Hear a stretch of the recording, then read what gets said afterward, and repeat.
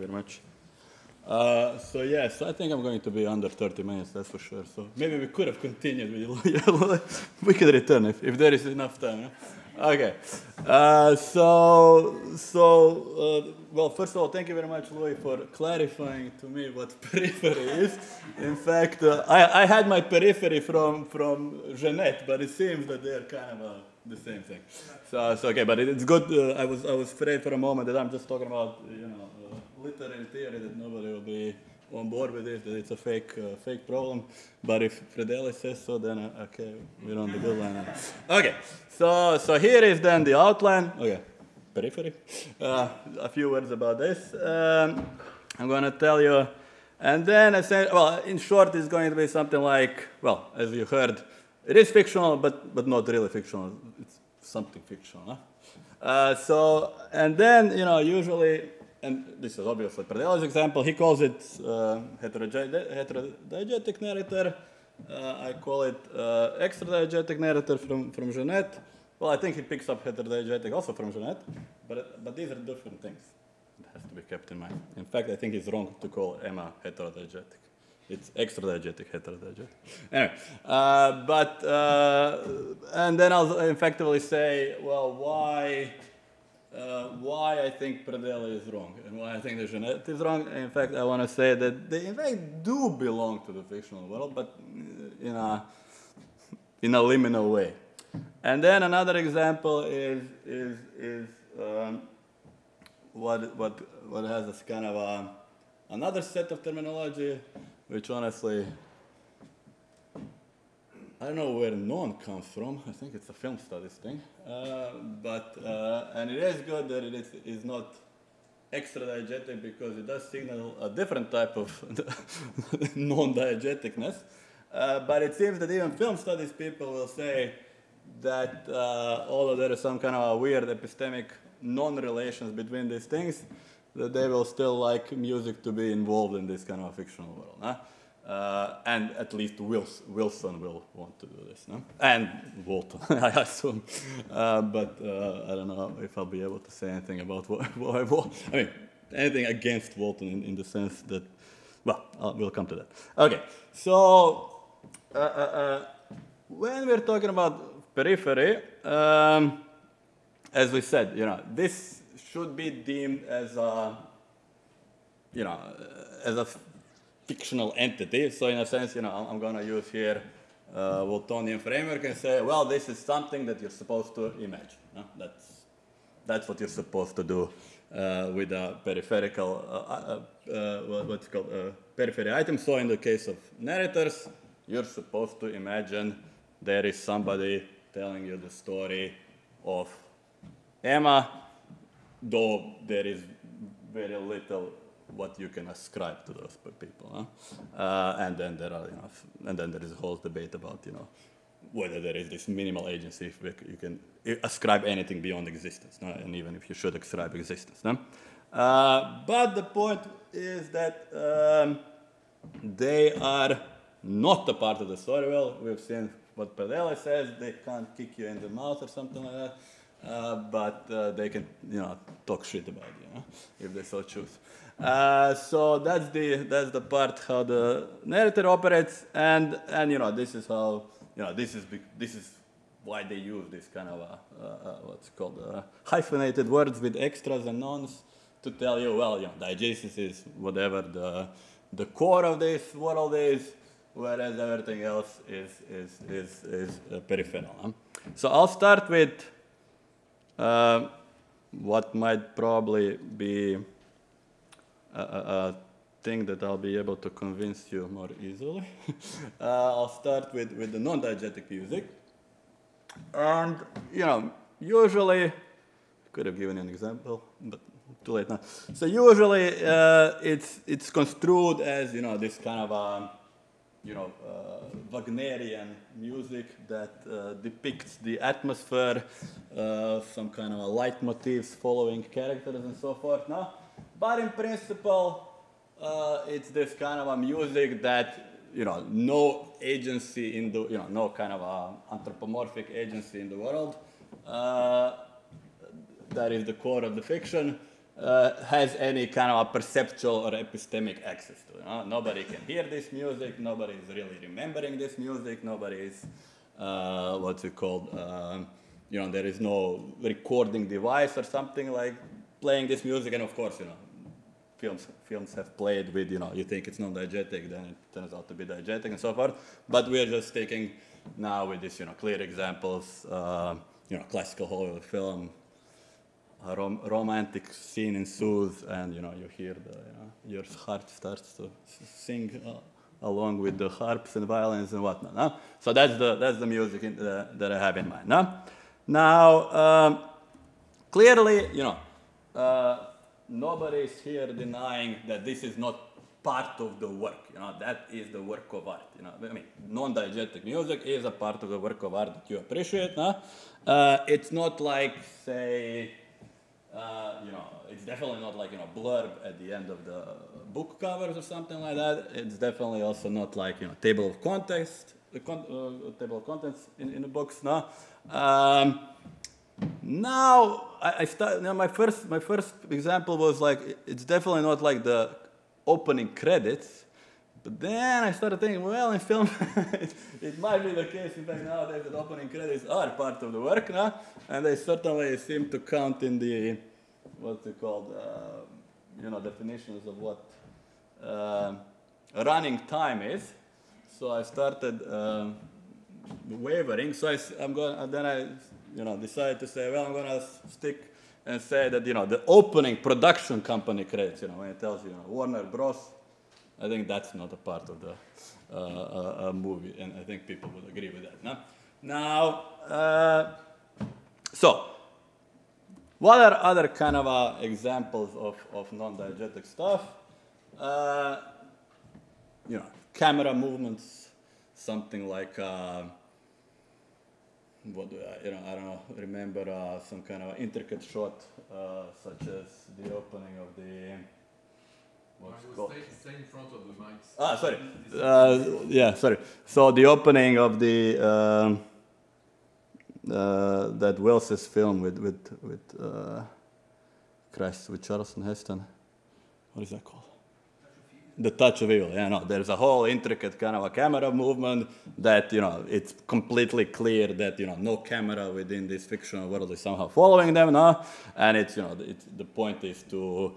There are whole kind of dramatic functions to this camera movement, but again, in principle, nobody ascribes it to the world except Wilson. We'll come to that, and that's these are the other typical examples of non-diegetic music. Other things are color, whether a film is in color or in black and white. Usually, simply a kind of a technological thing, though even though some films will. There are some films in which you might think that they are a part of a fictional world, and that's legitimately films like, Pleasantville or something like that. That's legitimately an example where, in one moment when film starts, when it switches from black and white to color, that seems to be the change within that fictional world as well. And other examples are like, wipes. Remember Mad Max. The wipes in which you change shots, stuff like Mad Max, Star Wars, and so forth. No? And I think even Walton would say that you're not supposed to imagine these things. No? I mean, it's certainly not these visual aspects, but there is certainly one person who seems to object to this. Now. Though this is a minority view, it seems to be a very, renowned minority view, so I don't think we can avoid discussing it. So let me just say, I don't think I'm going to say something terribly new, but there might be a bit of a kind of variation on the theme, which I think it's worth addressing. Huh? So for Wilson has this whole project, of dealing with how to exactly understand epistemically, the things that are seeing. Can we genuinely say something that we're seeing fictions? So he really, pulls all the stops in order to defend one version of imagined seeing, and that is essentially the latest kind of version that he comes up with is this kind of a mediated version, where essentially what you're seeing is sort of a, you can think about it as a sort of a fictional recording of the events. It's just that this recording is completely indeterminate how it came about. No? Usually it refers to these things as some kind of naturally iconic images. Natural iconic images. So essentially, all of these things that you see, all of these things that I said that you're not supposed to imagine, for Wilson, you are supposed to imagine. No? Now, I guess one reason why it would probably be prudent to dismiss this view is that, whatever your alternative view of imagined seeing is, and thankfully I don't need to present one here, but if you have one, it's probably, what's it called, much more unified and economical, because, for instance, Wilson will say that subjective shots are an exception for him. Huh? So it seems pretty strange that you would eliminate a good subchunk, let's say, of how, what's it called, of how film operates from your theory of what you're supposed to imagine seeing. Huh? So for him, somehow, and he's pretty explicit about this. I can give you a quote if you don't believe me now. I see faces which are like, did you really say that? I can take my laptop and I'll give it. Okay, but the point is, there is no reason to have a theory which doesn't cover a pretty common type of representation in cinema, and then an alternative way is to say something like, well, even let's say that subjective shots are then integrated within his proposal, this mediated proposal, which honestly I don't think it's a problem even for him. Honestly, I never quite understood whether he would want to distinguish subjective shots from the mediated ones. But let's say he manages to integrate them. I think the bigger kind of a calamity for him is that there is a whole genre of films, which is found footage films, which explicitly operate on the premise that precisely what you're seeing has been made within the fictional world. No? And just because these genres are so, because in these genres the mandate is so obviously different from whatever you're supposed to mandate in your average film, it seems to me then, by virtue of that, this is a pretty good evidence that you're not supposed to imagine anything of the sort in your, standard, classical or not so classical Hollywood film. No? And yet, and a kind of a related point to this is even, even this one example of his when he talks about cachet. He goes to length, well, not so much length, but he devotes to some time to say that the power of cachet, much of its strength is precisely in the fact that you do not exactly know which, what of the footage there has been recorded from within the fictional world and what it hasn't. No?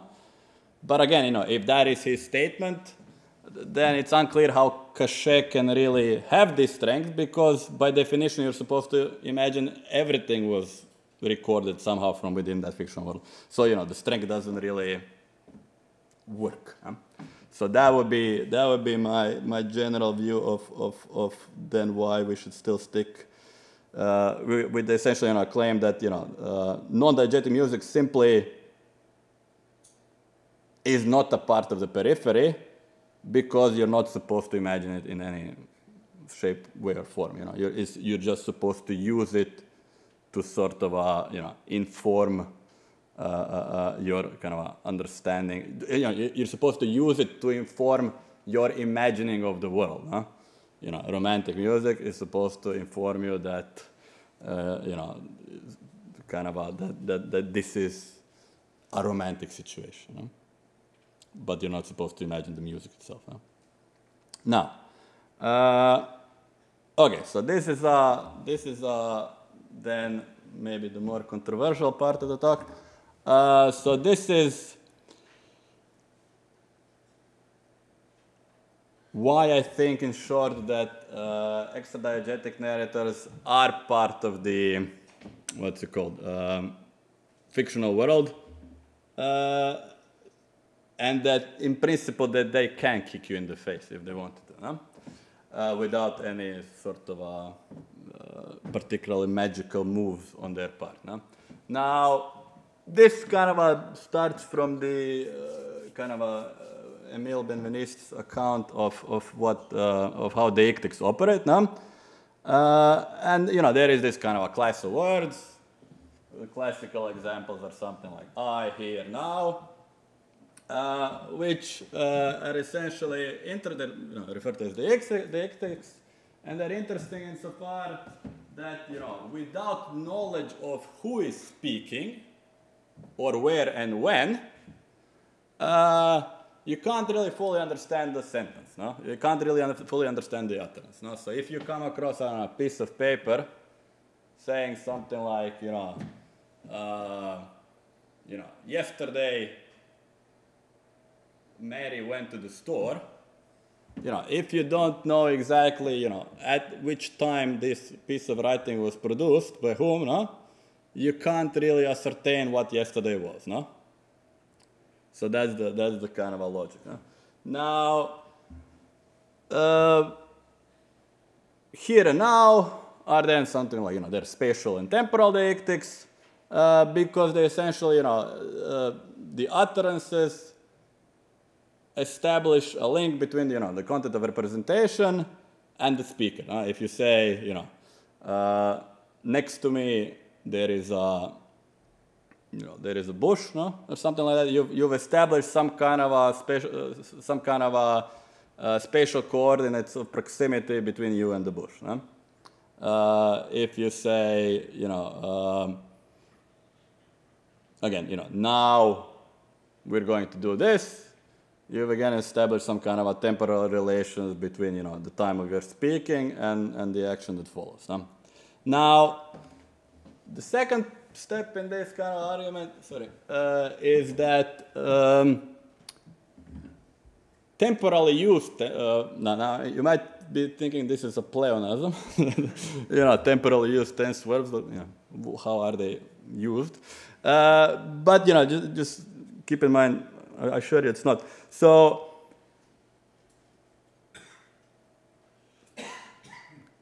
take a sentence like "cat sat on a mat." No? Now, this is, you know, your standard in English. It's a past simple. No? And if you're using it in a, you know, you can use present simple in a non-temporal sense. No? You can say something like "cats sit on mats." No? This is a general statements about, you know, about what the kind of what's called about what cats usually do. It's not necessarily claiming that at this very moment cats are sitting on mats, though of course they might be, no? And probably are. But so that's the, you know, that's the difference between, you know, temporally using a tensed verb and you know, I'm sure linguists have a better vocabulary here than me, but you know, I assume you get the point now. But the thing is that past tense verbs oftentimes, most certainly often than present simple, do operate in a, you know, they're usually used in a temporally used sense. No? So, you know, if you're saying cat sat on a mat, no?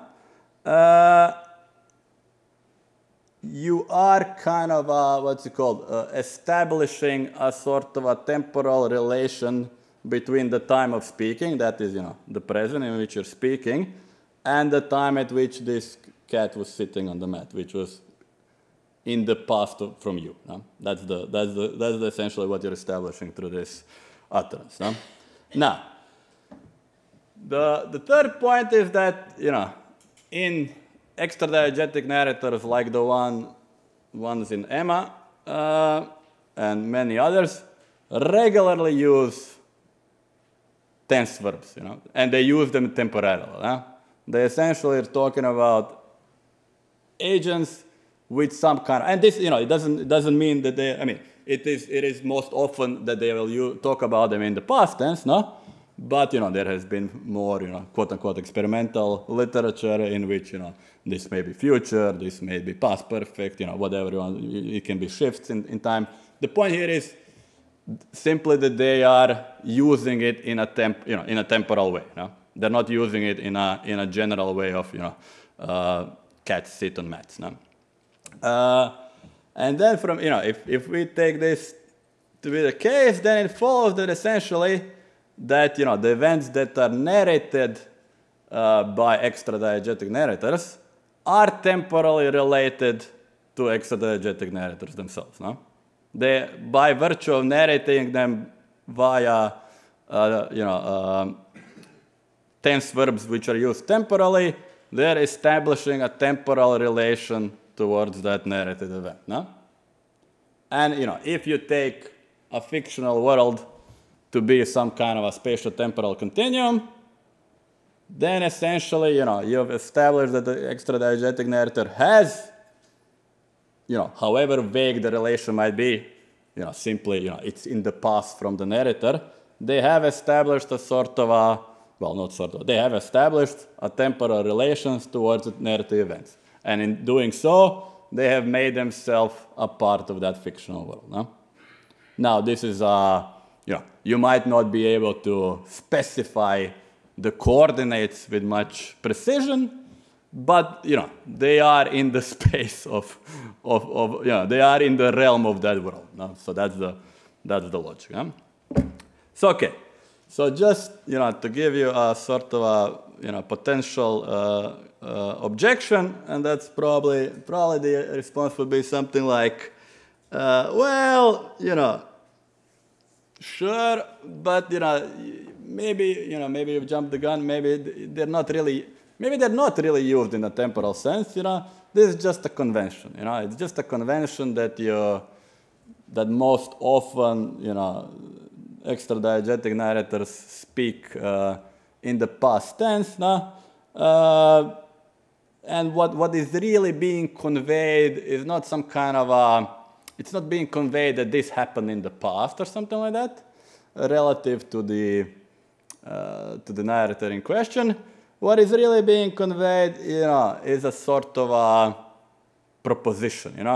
When Emma, when it's said that Emma was obnoxious or something like that, no. Then what is really being in a kind of a logical sense meant, in a sense that you're really supposed to imagine. You're not supposed to imagine that she did it in the past or something like that, no? Rather that something, this would be the kind of argument. Rather, what you're supposed to imagine that at some point in time, Emma is being obnoxious, something like that, or Emma is just presently obnoxious at some point in time. No? Doesn't really matter what this point in time is. No? But as a sort of a rejoinder to that. I would say, it kind of plays fast and loose with how that it does matter for, proper engagement with fictional works, how narrators speak, It does matter the full kind of meaning of their words, so to speak, the full range of expression at their disposal. No? So, for instance, if you were to have a first-person narrator, who is also, let's call them, first-person heterodiegetic narrator, who tells you a lot about themselves, no? And is also extradiegetic, but can be heterodiegetic. It doesn't seem one would make a move in which they would deny that, when they speak in the past, that this is merely some kind of a convention. You would ascribe, the fullness of the way they speak to them, no? So in that sense, it seems to me that it seems to be a sort of an ad hoc move to say that we're free to do that in the case of quote-unquote third-person narrators, which are also, in fact, first-person narrators. I mean, there is no such thing as third-person narrators. So it seems to me to be a sort of, ad hoc move to say that, you shouldn't kind of fully, yeah, I'm done. That you shouldn't fully, essentially, take them at their full meaning, And this full meaning does involve a kind of establishment of temporal relations. Okay, that's about it from me. Yeah, thanks. We can go to lunch.